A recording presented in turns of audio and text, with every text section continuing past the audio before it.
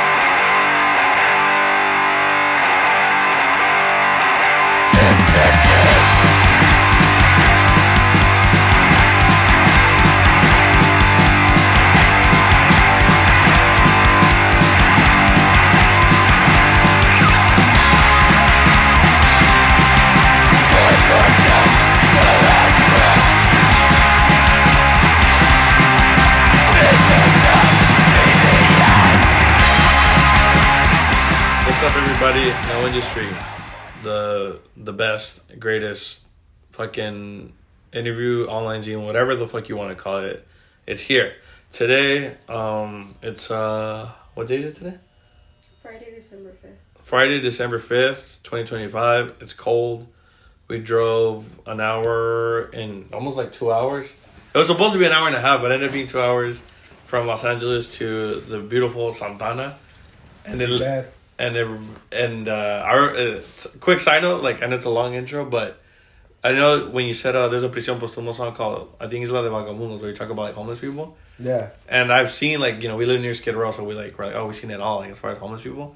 Like, just all centered in like one area. But we were driving down, I was like, what the fuck? Like, this literally feels like Skid Row going into Watts. Because this area is set up the same.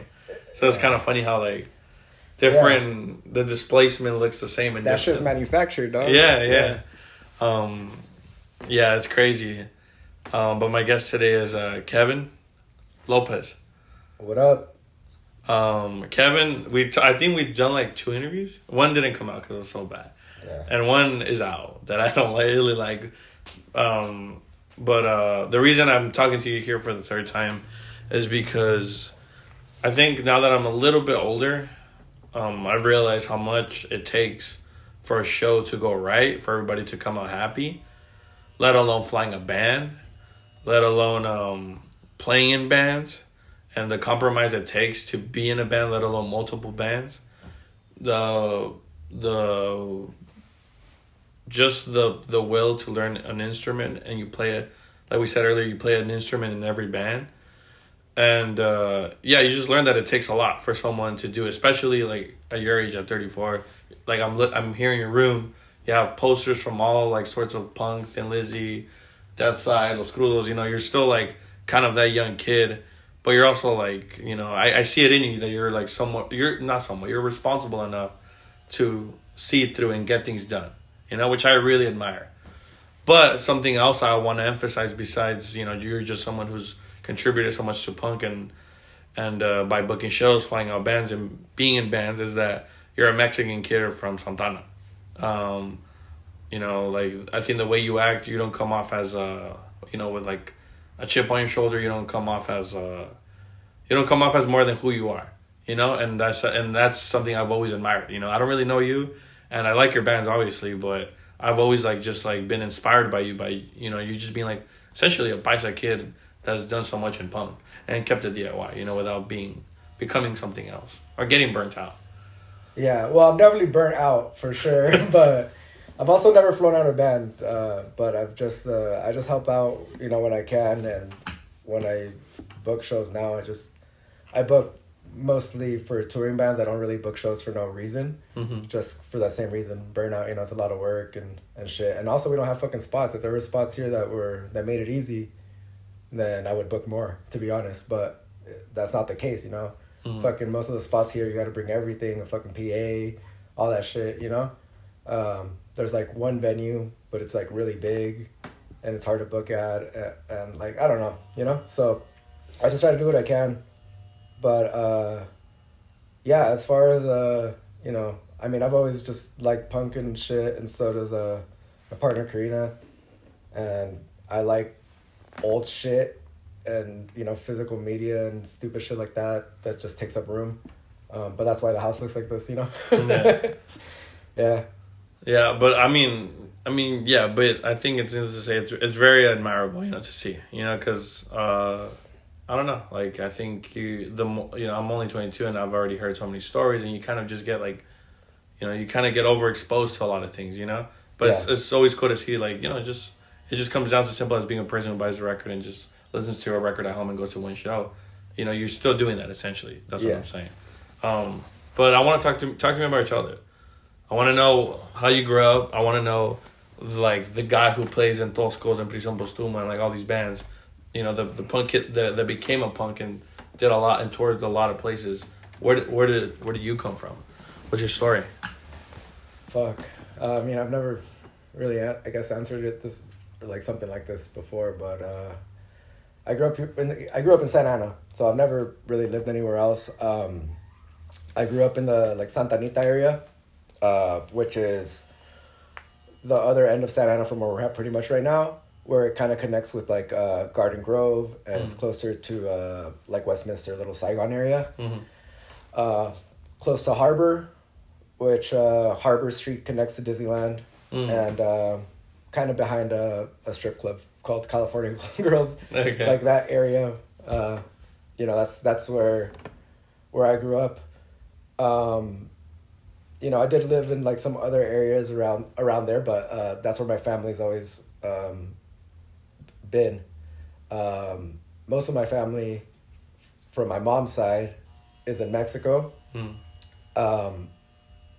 in Sinaloa. So that's the side of the family that I'm closest to. The other, from my dad's side, they're from Michoacan. Some of them are over here in like Jurupa, Moreno Valley, Oxnard. Some of them are still in Michoacan, in Panindicuaro. I wasn't as close to them, mostly because my cousins from that side were kind of like cholos and shit like that, and like, you know, military fools. You know what I mean? Like, you know, like that, how that shit is. So my cousins from Mexico, they were like metalheads and like rockers, and you know, some of them skated and shit like that. So I would go over there all for the summers, for Christmas break, any fucking chance we could. We would take the bus down to Mexico, to Sinaloa. You know, go from the Santa Ana train station, take the bus to TJ, and then from there we'd take like a Turifas or some fucking bus like that takes you all the way to Sinaloa. And yeah, I had a lot of good times over there in Guasave, you know, as a kid. You know, we had a big family at the time there. A lot of my family's passed away or moved, but at the time I did like, you know, there was a group of cousins, and you know, they had guitars, you know, they bumped music. They would ask me to translate songs to them. They would ask me to what's that shit, like, to like figure out the lyrics. Oh, okay. So they'd play a song on a CD and be like, hey, ¿qué dices? Or like, what does this mean, you know? Or like, what are they saying? Can you write down the lyrics? Because they wanted to do a cover. You know, so I grew up doing that stuff for them. And they were singing in Spanish? Or No, the English ones, like, because, you know, you weren't able to look up the lyrics. Oh, okay. You know what I mean? Yeah, they didn't have the lyrics. They had a song on a burned CD. Yeah. You know, or on a tape that got dubbed. So they would play that shit, and they'd be like, hey, what does it say? You know what I mean? Like, write down the lyrics because I want to do a cover or something, you know? So I kind of got, like, into music a lot that way. But I'm talking about, this is when I was young. I was, like, probably, like, third grade when, like, that type of stuff started happening. They were older, you know? They were, like, already probably, like, 18 to, like, 21, like, the oldest, you know? Do you remember the name of the band that they ever put everything up? Dude, honestly, that was a Stone Temple Pilots song. I remember that. I remember that it was a Stone Temple Pilots song. I don't even remember the name of the song, dude, because like I like Stone Temple Pilots, but I'm not like really like that. You know what I mean? Like, it was like a song or two. Like a couple tracks only. Yeah, it was an acoustic song. Yeah. I remember that, and like if I hear it, it's like take time. That was Creep. Yeah, Creep. That one. Say. Dude, I fucked up those lyrics. Like when you told me to write them down, like I just. You know, I didn't know. I was like in third grade. I'm like, I don't know what they're saying. Like, you know, I mean, I guess this is what it sounds like to me. They're playing the cover live. Yeah. Like, what the hell is this? But during that time, you know, I would, one of my cousins, like, he was crazy into extreme metal. And, like, stuff that was still new at that time. Like what? So I would go on his computer, on his Windows, like, 95 computer. Yeah. And look up video. Like, you know, he had, like, files of videos. And I opened some up, and like I remember watching like a Cradle of Filth video when I was like in third or fourth grade, and it gave me nightmares. And I would go and I'd wake up my mom and be like, oh, I got a nightmare again. And she would tell me, it's like, because you're watching those videos. Like, that's exactly like, yeah, like stop watching that stuff. Yeah. And I was like, dude. But there's this one crazy Cradle of Filth video. And it's funny because it was also the first vagina I ever saw. It was in that video. It's on the video, like... Yeah, in the video. It's called From the Cradle to Enslave. I'll never forget that video. Yeah, but it used to give me nightmares. And then, yeah, so like I would like, you know, I started getting into metal because of that. Sepultura, all that stuff. My cousin was like a big Mass Cavalera fan, and all my cousins were all different. So like one of them liked like the more extreme like death metal, black metal stuff. The other one liked like power metal a lot. The other one liked like more of the like kind of like folk metal and stuff like that. Wait, you know, it was still like I don't even know, like Haggard. Okay. That's like it's an old head band, like old head. Like I don't like that stuff. People are surprised that in Mexico power metal's big. Yeah, but power metal's it's like soccer, bro. It's like big everywhere other than here. You know, like if Europe and shit. So, yeah, I mean, there's a lot of like big, like the mainstream, like Mago de Oz, Rata Blanca is power metal. Yeah, kind of, yeah. I mean, but Rata Blanca for sure. Rata yeah. Blanca is power metal. Yeah. Mago de Oz, I would put it. That's almost power metal. That's kind of folk metal. Yeah, That's exactly, folk metal. exactly what I'm talking about.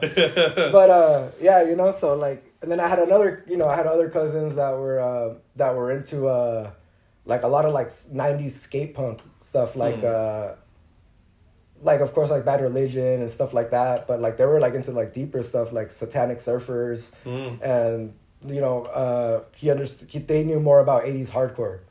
So he was into like Sick of It All, stuff like that. Damn, that sounds awesome. Yeah, so like, you know, like they were into all this stuff, but you know, like I said, when I was a kid in like 3rd, 4th, 5th grade, I was mostly just into metal.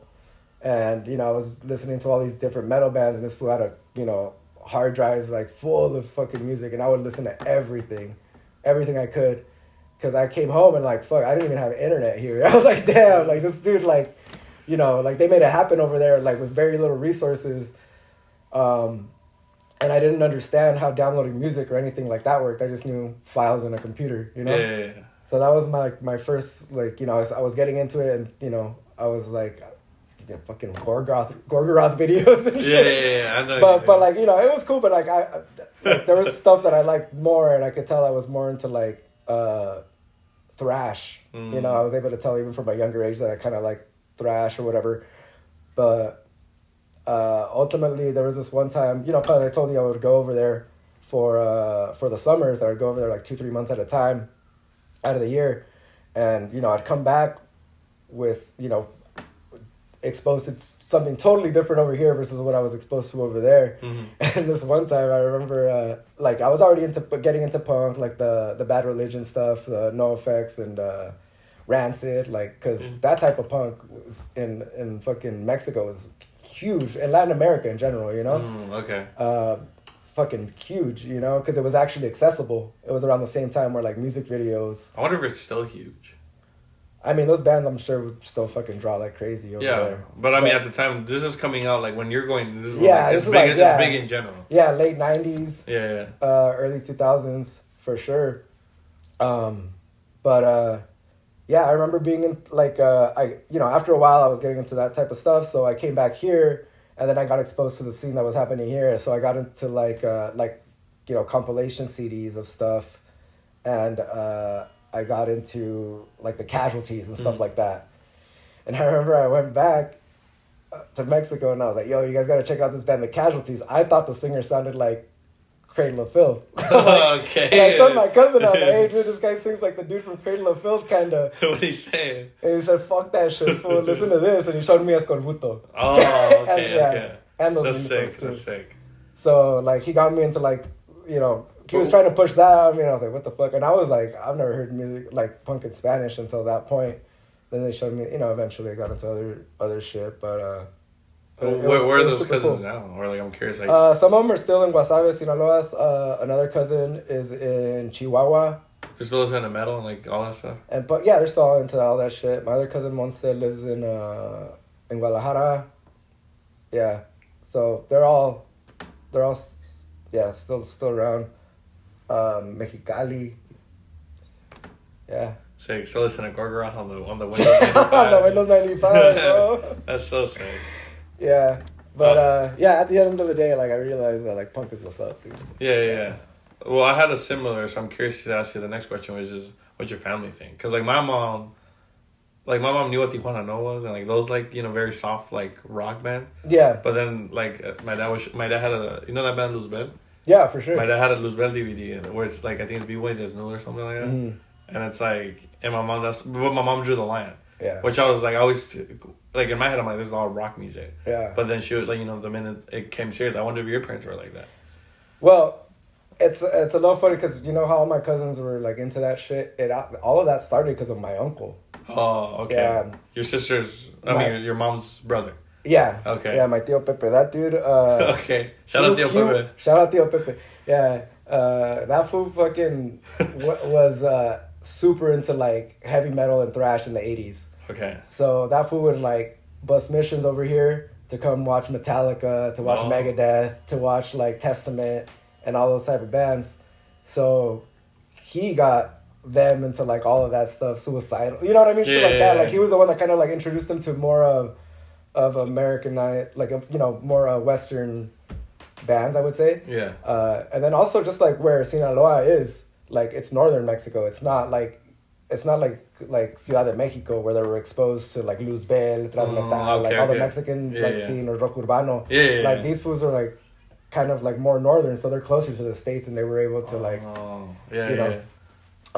get that type of shit going on. But my fucking so due to that, my mom was already like, all right, all the cousins are into this type of shit, like she was okay with it. But that was before I was a teenager. Once I turned fucking 12, I started going crazy and doing whatever the fuck I wanted. And, I think the music, at some point she started realizing that, like, maybe the music is kind of fueling the way I am. Yeah. And there's, like, not much she can do about it, to be honest. And, like, we fucking beefed it hard for, for a long time. We didn't get along. I didn't want to go to church. I was like, fuck that. And were they Catholic? Yeah, they're still Catholic. It's funny, she doesn't even go to church no more. No, but during those times, growing up Catholic and stuff, like, there was like a certain, way that kind of they expected me to be. And, and by expecting them to be, I mean like my cousins even, but I'm not even like them. Like I'm on my own bullshit, and being over here, like there's fucking gigs everywhere, Okay. Yeah. So, and I wanted to do all that and kick it all the time, And the reason I asked that is because most people might think, oh yeah, like classic story of like mom doesn't like her son being a punk, but it's like straight up like other cultures or other races might be more like tolerant, or might be like being Mexican. There's a specific way. Like your parents are very like not giving a fuck the way they're telling, they're very more persistent on like you have to do this compared to, I don't know. There's a certain way like, I don't know, Mexicans handle their kids. You know what I'm saying? Yeah. Like when I say you beef their heart, like it's different. I guess. Yeah. Because it's like you're also living in a small ass home. You're not like having, you're not like running to your room, or at least I didn't. Like you're like running to the fucking couch. Where you're sleeping, and it's like... Yeah, I know what you mean, man. I've never had my own room. Me neither. In my life. Even now. Yeah.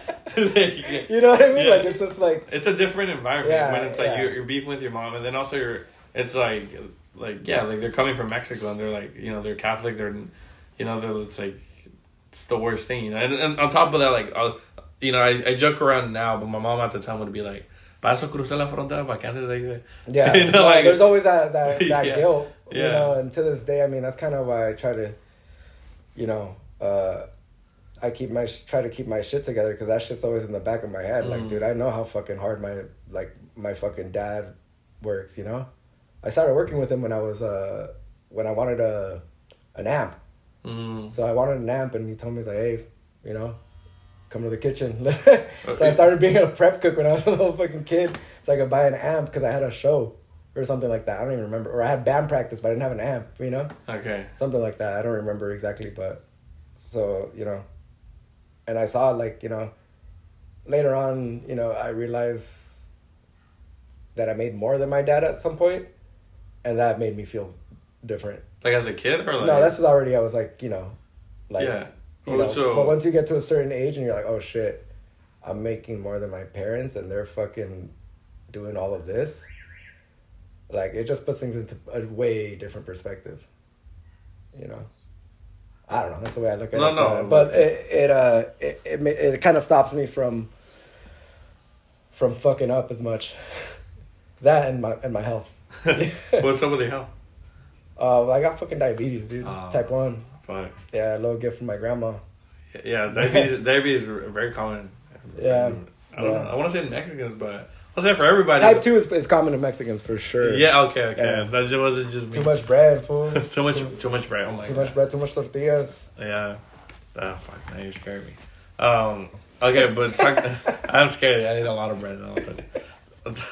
Talk to me about those teenage years, like learning, like just being exposed to, but like also when you're a teenager and getting into punk, you're also like exposed to other kids and the way they're growing up. but it's like you guys are kind of like, you know, learning like to, you know, it pushes you to get out of your neighborhood. You know, so talk to me about those years just growing, going to gigs. I'm not sure if you even left Santana to go to gigs, or like what was the missions like? You know, like pretty sure your parents weren't dropping you off to gigs, or maybe they were. Yeah, that's the thing. Like I feel like they at the end of the day, I could tell that like they wanted to make sure I was all right, you know, and they were also kind of interested to seeing like what I was fucking with. You know, because there was a time where I know my parents were like tripping out, you know, I think they knew I was on drugs. You know what I mean?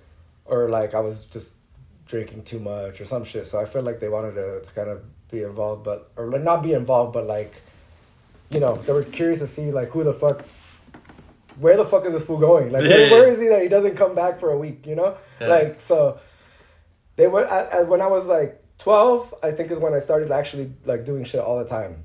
I would try to hit up all the shows. I would, you know, I would start around that time. I was already starting to spange, which is something that punks don't do no more, which is just ask people for money on the streets. Oh, they were spanging? Yeah, and it was a common shit like for punks to spange all the time back then. I don't understand why people do that shit. Was it the quarter for disorder? Dude, yeah, fuck. But yeah, so I would go to shows locally at like the Galaxy Theater, which is now the Observatory. I would go to shows there often. Not to sidetrack you, but wasn't that place kind of crazy? Like full, yeah. That's what I'm saying. I want to know that. Okay, we'll get to that. But Chain Reaction. Okay. You went to Chain Reaction? Chain Reaction used to throw badass punk shows because that fool. Well, I realized later that fool Ron Conflict. I think he does cross-space booking, but he used to book there. Okay. All the time, and to be honest, like it was like a hub for like street punk at one point. Was there the not drinking yet? Like what? Yeah, the rule was there, or the rule wasn't there? They didn't start selling beer there until like a couple years ago. But isn't that supposed to be like a sober space or some shit? Or before that, I think it was like a Christian spot.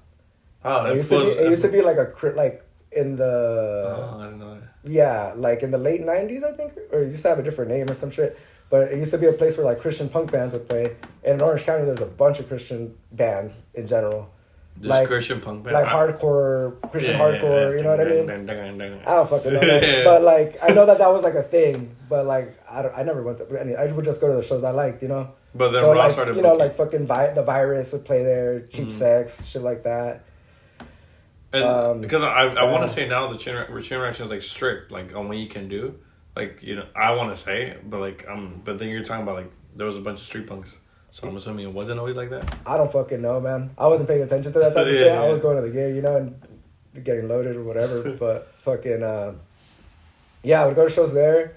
I would when I could, I would try to go to Showcase as much as possible because that spot was sick in Corona. Yeah, I've heard a lot of it. Yeah.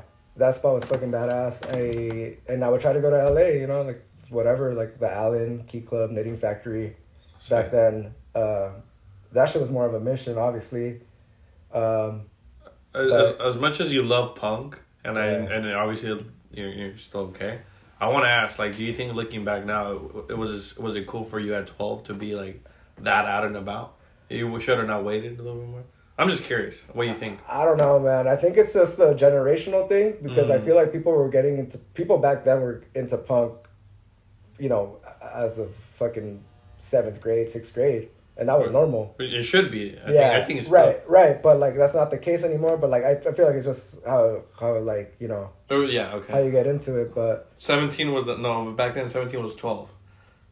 Yeah, yeah, 16. 12 was 17. Yeah. I mean, I don't know, but like all the fucking the gigs and shit, like, yeah, it was just a different time just because of you know, you didn't have the same resources that you got now. You know, you don't have a fucking cell phone on you all the time. You don't have a social media. There's not as much like surveillance going on. You know, I feel like things had to be a little bit more personal. But wait, what do you mean by that? Well, like, I don't know, fool, how are you gonna find out about a show back then? Okay. You know what I mean? You know, like No, but- shit like that. You know. Yeah. But yeah, there was and then also like, dude, there was a lot of fucking. The scene was pretty big, man. Every fucking school had a shitload of punks. Like, you know, and then I think that also has to do with like the street punk thing that was like at its peak probably during those times. No, you're right. Though, And I talked to people about that whole street punk thing, and like people I don't think understand how big it was, because like I remember there was like a low homie, I was telling him, I was like, hey, if we gotta remember, like, you know, back then street punk was like as big as emo almost. And it's like, whoa. It's like, how big was emo? I'm like, you know what I mean? He had no idea either. Yeah. And I'm like, well, it was like a big thing. Like every school had a fucking grip of motherfuckers that were just into that shit, you know? So like you see someone like punk, and you're like, hey, where the gigs at? What's up? You know, or some shit. I don't know. Kick it. Yeah. And, but yeah, there was a lot of shows over here too. A lot of fucking backyard gigs. There were some spots like, the Clinic. They used to do like DIY shows where like good bands would play. Okay. Same with like El Centro. And, you know, things like that. There was like, in Fullerton, there was shit going on. Stuff that was like, not to like the big gig type shit, you know, Okay. like, but still had like the, like, you know, DIY shit. I didn't care about any of that back then, to be honest. I didn't give a fuck. I was like, I'm going to go to whatever show I want to go to. Okay. So you would go to like bigger shows and smaller shows, or? Yeah. Okay. What's a big show you'll see? Like what's Like GBH. Okay. Or some shit like that. Yeah, You but know what I mean? that's so cool. Yeah. Yeah. No, fuck yeah. Yeah. Yeah. But you know what I mean? Yeah. Or like Adolescence, TSOL. Are you seeing Rancid at this point in your life? Wait, what? Like, are you gonna go see like a band like Rancid or like? Oh, NoFX? nah, dude. That shit was like, well, yeah, yes and no.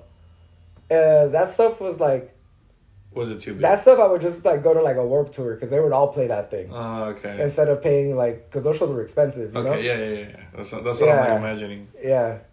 And like, yeah, so I don't know. So you're getting older. You go to high school. You're going to like, how you're talk to me about starting to book shows.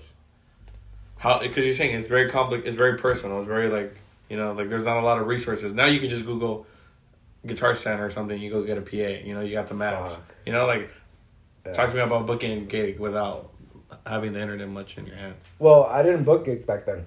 Okay. I didn't book gigs until I fucking like absolutely kind of had to. I felt like, you know. What do you so mean? back then, well, it wasn't my thing. Like I didn't fucking. That wasn't like my shit. I just like playing in bands and stuff and going to shows. But at some point, you know, this is like I think the first show like when I started actually booking shows, I was probably already like 18, 19 maybe. So I thought you were gonna say like 20 something. No, You're still young. Yeah, but like I was, Yeah. you know, like I wasn't like trying to book bands. I didn't, you know, or anything like that. That wasn't like something I really wanted to do at all. To be honest. I thought you were gonna say like recently, like to cut out. No. All right, so 18 or 19. Yeah. What would you say? Like you kind of felt like you had to. I'm not saying like you were forced, but I don't know, man. Honestly, nobody could fucking keep it together. I felt like, you know, all the fucking shows for a while were like, fuck, dude. There's no fucking drum set. There's no this. Like, there's just a bunch of problems. I mean, you know, people don't give a fuck. The shows were getting raided. Like, high key. There was like a lot of like whack shit that would happen, and it was just like, fuck, dude. This is a fucking Saturday. And it's 7:00, and you know nothing's gonna happen. You know, like, there'll be no gig. Like pretty much, like it's either raided or like some shit. Like, you know, no drum set has that. Fool, no drum set was a very common thing, and not just here. I'm sure in fucking LA. Dude. It's like no one like shut up with the drum set. Yeah. It's like for real. Hey, straight up. Yeah, that should even happen 97th, I think.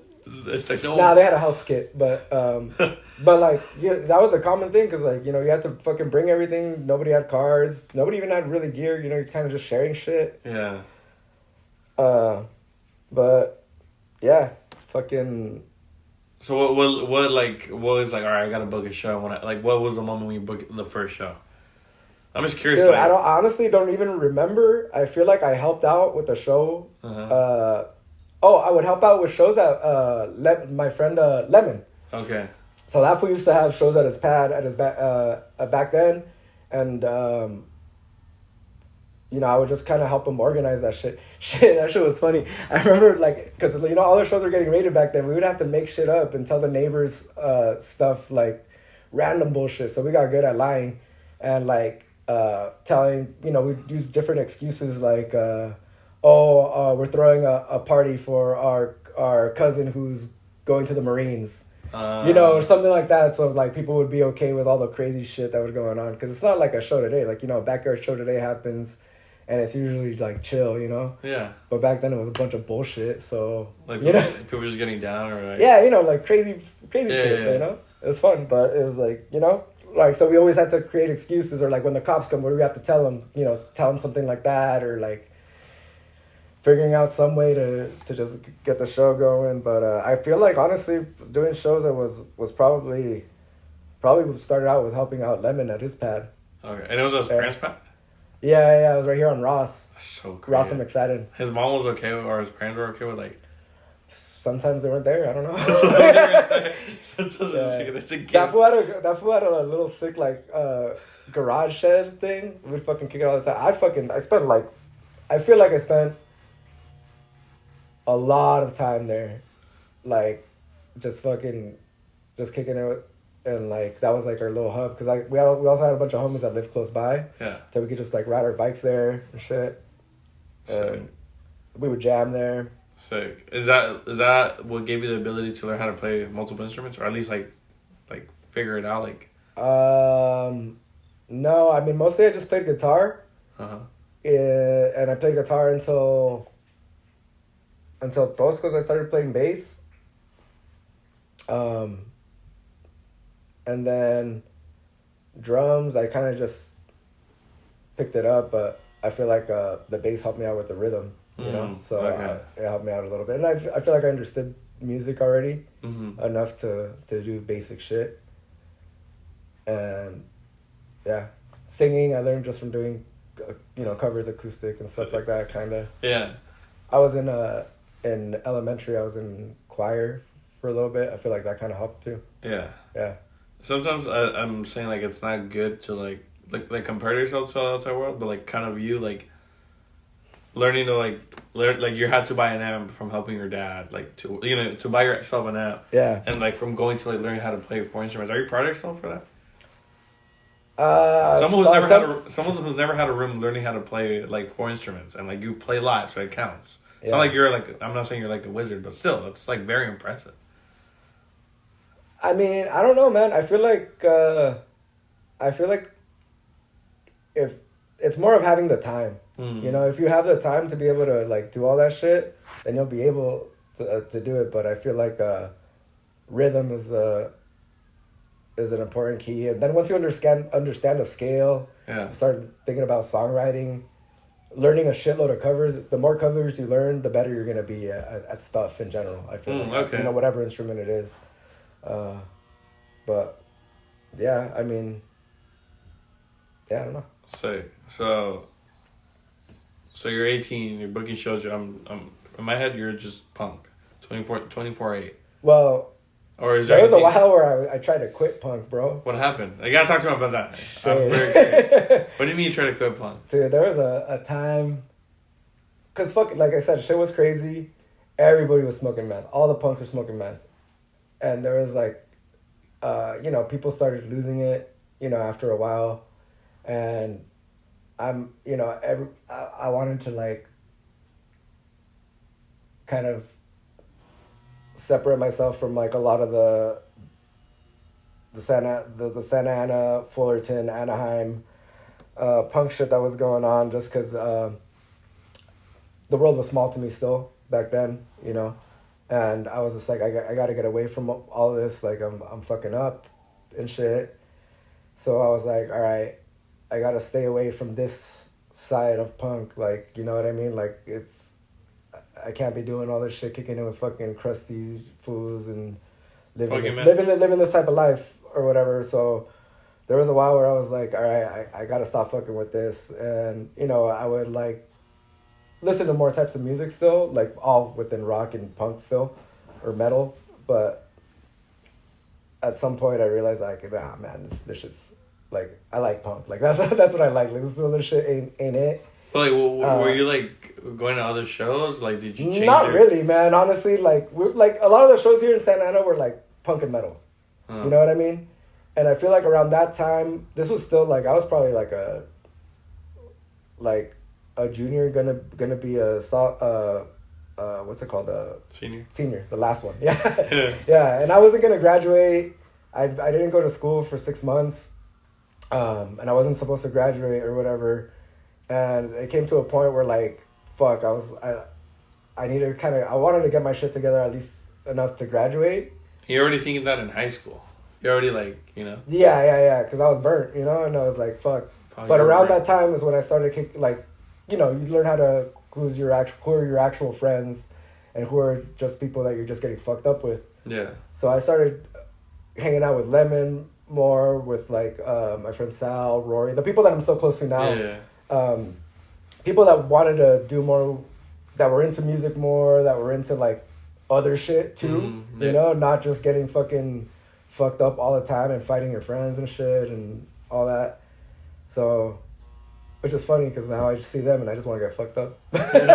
But you know, it's like there was a time where I just wanted to like push back against all that as much as I could, but the truth wasn't like, it wasn't that. It was more so myself and my own discipline, I guess. Yeah. Wow. Yeah. So I did graduate. Oh, sick. But my diploma never came in the mail. What? So you still don't have your diploma? No, I don't know. I've never seen it. Wait, why didn't it come in the mail? Fool, I don't know. That's crazy. Someone's probably just sold it. I know. I gotta look up, see if I graduated. That's a good. Because I walked. I fucking You walked stage? I walked the stage thing where you. Yeah. How do you feel? Like, despite like, hey, I've been like getting fucked up and I've been a punk, but like I still walk stage. And I didn't go to school for 6 months. Yeah. So there's always that. I mean, dude, it was such a long time ago, and I don't remember much. My memory is like fried, but at least I did that for my parents, you know. So your parents, your parents' love essentially has guided you through a lot. Like from like you're kind of going this way, it's like all right, like stir back in, which is cool to say. There's always something that happens that makes me like rethink shit, you know. And it's not really so much about my parents; it's more so about a big fuck up, you know? Like something crazy happens, I see something that I'm like, fuck, what am I doing here? You know what I mean? Or like something that pushes you over the limit and you're conscious that you have to be like, oh, fuck, dude. What the fuck is going to happen next week? You know? Yeah. Yeah. And yeah, people die and shit and, you know. I mean, do you think, you know how you said that street punk used to be huge? Yeah. What do you think, like, a lot of drugs... Like street punk, people didn't grow out of punk. People just died. Well, the thing about the street punk shit was it was a lot of the people that were into that were like casual fools, like fools that could have been preppy even, or like. What do you mean? You know, like the street punk fools that were going to the shows because there were younger kids. Okay. So it was like fools that you would see at school. Some fools, maybe like a skater fool, or like some person that's like could have been into fucking emo, or like was only into punk for like 6 months. You know what I mean? And then they ended up becoming something else after like some other subculture, or like got into like, I don't even know, shuffling or something. Like, you know what I mean? Like those people like that, like scenester fools, you know, just because it was cracking, like so they would go to that.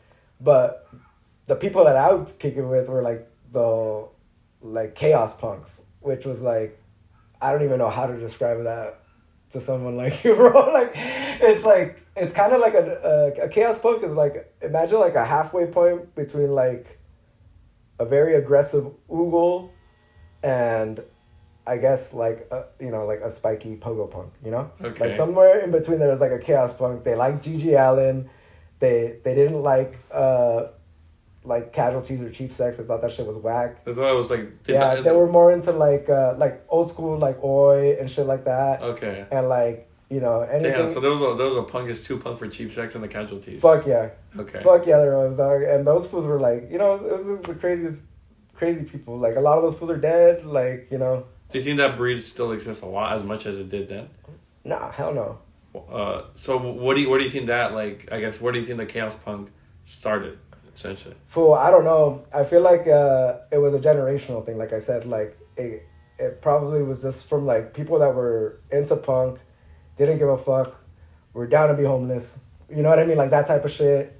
We're down to just get fucked up as often as possible every single day. Kick it, you know? That type of shit. I mean, it is a generation. Do drugs. I wonder, because... Skinheads were part of it too, you know what I mean? It was like Was there any Oogle skinheads? I was like... I don't even know, man. I wonder if that's a thing. No, I mean, the Chaos Punk show was kind of pretty close to that shit, but I don't even know, like... That's just the way I remember. And, like, the Fullerton train station was a big hub for a bunch of those fools.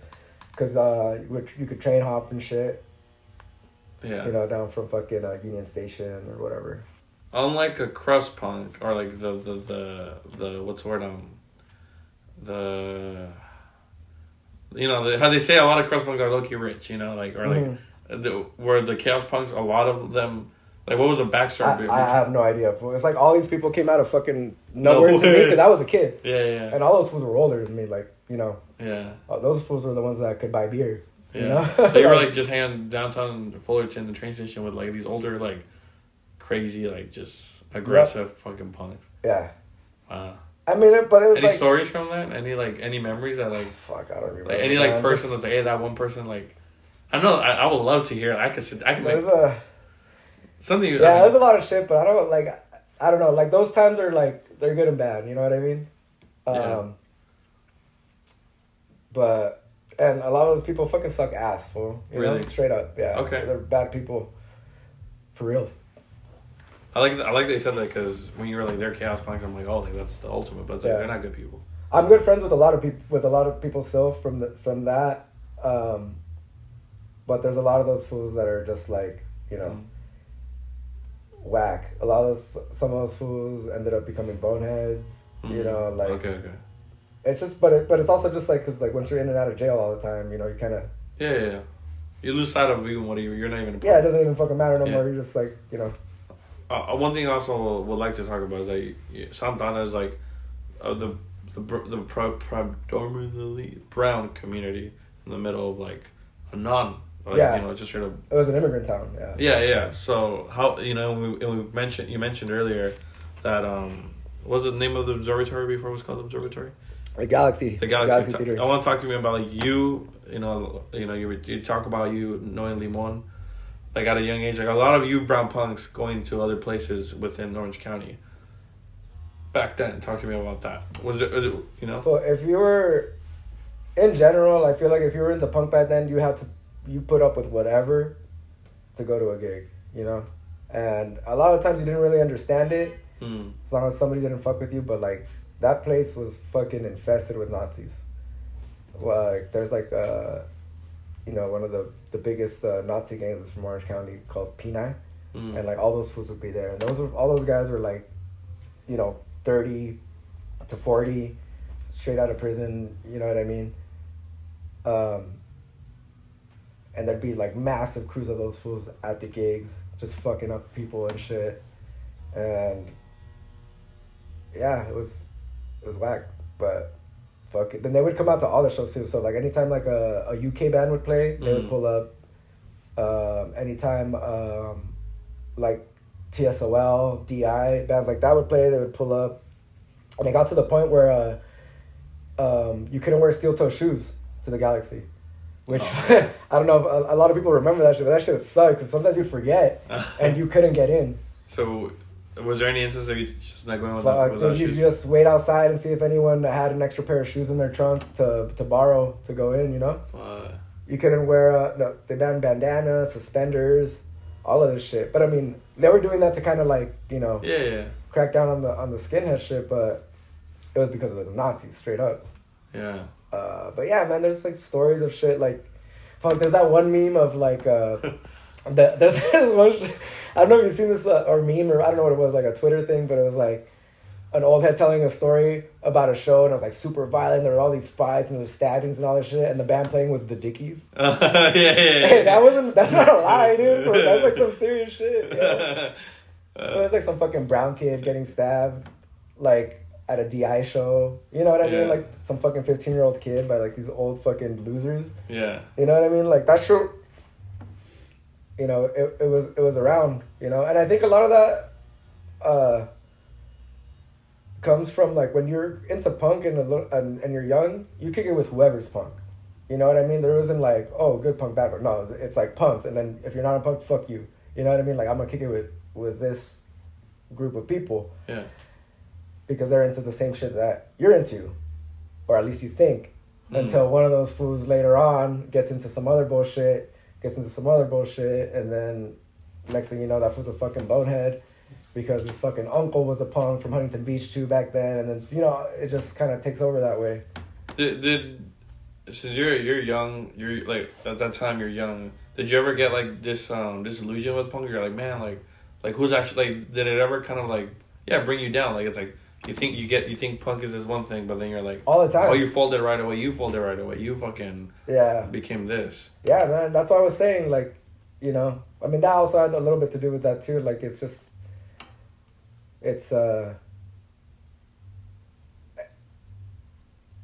I don't know if like disillusion is the right word, but it's just like I mean, I think about that like that within my circle. I'm like, damn, how many of y'all like even care or like how many of y'all even actually like you know?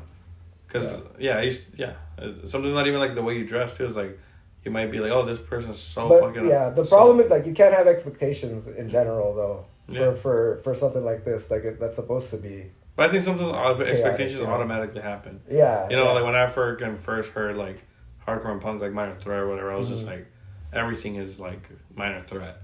You know, and then you're like, oh no, like some people are like they're so straight from whatever the fuck it is. Mm-hmm. Which, you know, it's life, I guess. But talk to me about like 20 to 30. You managed to like tour a lot. I mean, I'm seeing like there's a Tozcos Japan.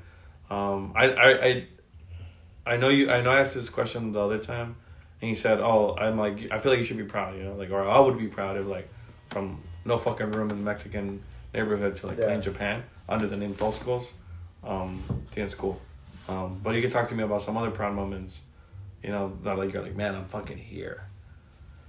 Doesn't have to be like other countries. It just could be when, I don't know, starting like big shows, like bigger shows or whatever. Honestly, doing the first LP was pretty sick. I think that's a very special thing for, you know, anybody that really likes music, like a full-length album. Yeah, first piece. To finally do that, cool, especially after being in so many fucking bands that didn't do shit. Yeah. Like, it felt good that, like, damn, like, I'm not, you know, actually being able to do something. Really? That was your first, like, full-length LP was Tozcos, yeah. How many bands? Like an estimate? Fuck, bro. Before that, I don't know. I feel like I was in a lot of, like, little bands that, like, did stuff, maybe played one show or whatever. But the first band I think I was really, which is still going back, was Bruised and Battered. Bruised and Battered. And it was like a band with Sal, who plays guitar in Prisión Póstumo. Yeah. Sick. He used to sing. Sick. My neighbor John used to play bass, and my friend Servando played drums. That band was fucking crazy, and it was fun, but it was fucking crazy.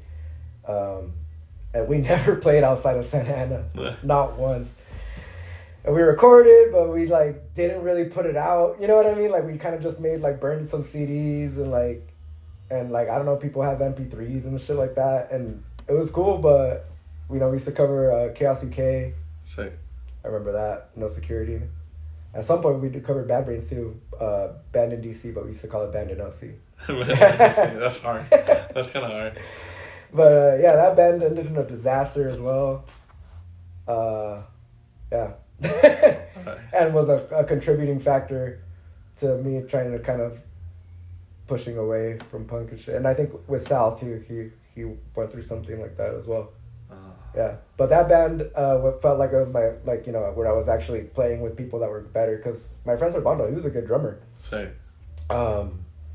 And we were writing songs that I liked at the time.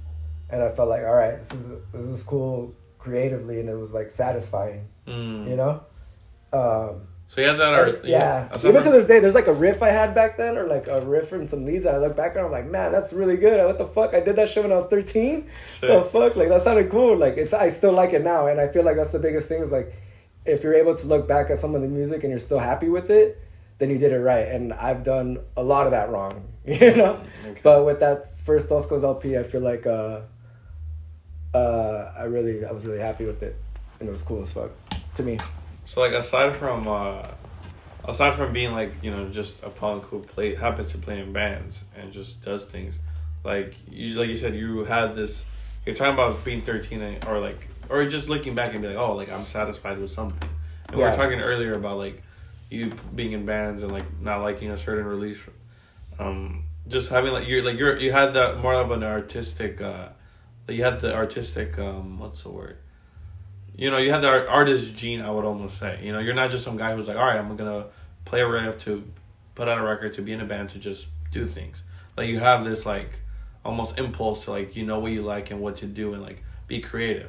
You did mention earlier, like, oh, I didn't, if you have time, you'll figure it out. Yeah. And a lot of people just, like, I have time, I'm going to chill. But you have that artist, like, you know, kind of like, you got to get that stuff out creatively. Have you ever realized that? Or Well, I realize I don't want to just do whatever, man. You know what I mean? Like, because that shit doesn't feel good. Like, it doesn't, it's not fulfilling, you know? It doesn't, like, and then after playing for so long, too, you want to make, we listen to music. Yeah, you know what I mean? Yeah. So why wouldn't you want to write something that you want to listen to? Yeah. Like, I feel like there's always bands that have, I don't know, as an example, like, I've seen bands where it's like, oh, shit, cool, they have, like, that fool has, like, a sick shirt, you know, these fools have this, like, you know, this back patch or whatever, like, they're gonna sound sick, and they play and it sucks ass, and you're like, what the fuck? Like, I thought you liked fucking Stiff Little Fingers, and fucking, you know, like, that type of, like, and then it's just, it doesn't translate the same way, it's not enjoyable, it sounds generic. I mean, I know I can be a little bit of a critic, but it's just because I try to be hard on myself, too. Well, I think once you start fucking seeing how other bands talk, I've heard a million of times where it's like, we're going to make a band, it's going to sound like this and this and that, and we're going to add a little bit of this, and then you're like, oh, shit, like, and then when you hear it, it's like, bro, this sounds like nothing like it. Yeah. But I think they just kind of, like, they stopped at, like, well, I want to sound like this and this and that, and I tried, and that's it. You know, like, that's just me, my interpretation. But, like, you know, like, I would say, like, you're actually, like, no, like, I'm trying to actually put something together, not just, like, you know, kind of throwing, like, out in the air. Like, hopefully it sounds like this, I like this, I'm going to try to write something like that. You know? So that's something that shows more character, you know? Well, to be fair, it's not easy, so, you know what I mean? And, like I said, I fucked it up a bunch, too, so it's, like... Yeah, you know, it's a learning. It is not easy. You learn, and like maybe you know, people have a band and they try to do something that sounds okay, but maybe like one or two people from that band later start something else, and they already went through some shit like that, and they already kind of understand what they don't want to do more so than what they do want to do. You know what I mean? Or like, let's say you get really good bands, and there's not like, you know, there's only like, there's a lot of good bands in the world, but like there's out of the sea of bands that there is ever. It's like, you know, just a tiny portion, you know, which is awesome because there's only very few people that actually try, you know, keep trying, I guess. But how do you feel now? 30, 34? Fuck, I don't know. I realize that I mean, I just like playing punk, man, you know? Yeah. Like, I feel like every time there's like other types of influences, like it could be cool, you know, for like some songwriting ideas and stuff like that, but dude, fucking punk is what's up. And playing live, like, nothing feels better than playing punk. I you know, that's, to me, that's just the way I think about it. But playing simpler songs with more aggressiveness is way better than like anything. Like with my older band, it wasn't even that complicated, but you had to, like, there was more lyrics. And it's like now with this band, it's like there's very little lyrics. The songs are 30 seconds, and it's way more fun. You know? Yeah. And whatever, man. Whatever fucking pulls your strings. Whatever works. I guess. Yeah. Anything, like, I guess left, or anything, like, you know, anything not left, but anything new. Oh, yeah. I have some ideas that I've been working with a friend, so hopefully something comes out of that.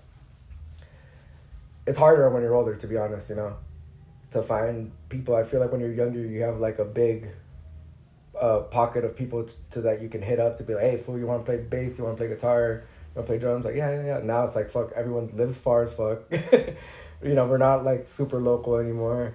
You realize, you know, some people have their faults when it comes to being in a band, you know, so you got to keep that shit in mind because you don't want to waste your time either. But yeah, so it's just going slower, but still writing a bunch when I can, and see what's gonna happen there. Might do something with Pipi soon. Los Pepe, los Pipichurris. So that's tight because I like playing in that band, but. Or is it just me? There's not a lot of Spanish speaking bands now. Fuck no, there isn't, bro. I don't know why. It's weird because back then there were so many bands that sing in Spanish. You know what I think? What? I think I'm not even part of that generation, but there's a generation where like a lot of immigrants were coming in, and those kids are the first. So like my little sister doesn't speak as much Spanish as I do. Yeah, you're right. You're right. Yeah. Like we have on our YouTube, we have one song in Spanish, and a lot of people are like, I like it, but I can't speak, like, you know, like the lingo. Like they'll speak like properly, whatever. Well, if you've noticed, like even back then, like a lot of the Spanish speaking bands, you know, there's like they cling on to certain words because people because those are the words that you associate with punk in Spanish. You know? Oh, what okay, I mean? yeah. Mierda, some shit like that. Sociedad, you know, shit like that. Like, you know, that people just throw out, but it's like for the same reasons though, because they're not as fluent in Spanish. Yeah. Or, you know, they kind of end up having the same filters. Yeah. But with less people in general speaking fluent Spanish, as you know, because like the wave of immigrants isn't the same anymore. So. Yeah. Hopefully there will be some Spanish-speaking bands with like more Honduran, Guatemalan, you know what I mean? More Venezuelan, but because like that, I feel like there's more of another lingo. More people from those countries that are immigrating here versus just Mexicans. You know? Yeah. That's very, very true. Yeah, that's very true. Yeah, hopefully because I think it's important, you know, and I think that it also helps when there's like a scene around that. Mm-hmm. And I don't think there's a fucking scene around that at all. Mm-hmm. Like before we had like the whole like Silencio Estático, those fools. There was a bunch of bands that sang in Spanish. And a lot of those kids were like low income, first generation. Yeah. Yeah. But also real punks, you know, like You know, and they still play bands now, but like Sádicos, fucking Destruye Huye, Cruel, Mata Mata, Rayos X, all that type of shit. Was cool, you know.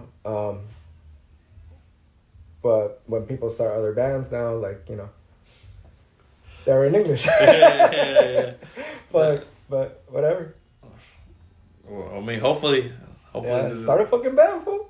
I have one song in Spanish. Maybe we'll do more. I mean, not to fucking glaze you, but I was listening to, because I wrote that song in English. The first song I ever taped. And I was like, fuck. And then I was on the bus, and I was like, fuck, I need to write this.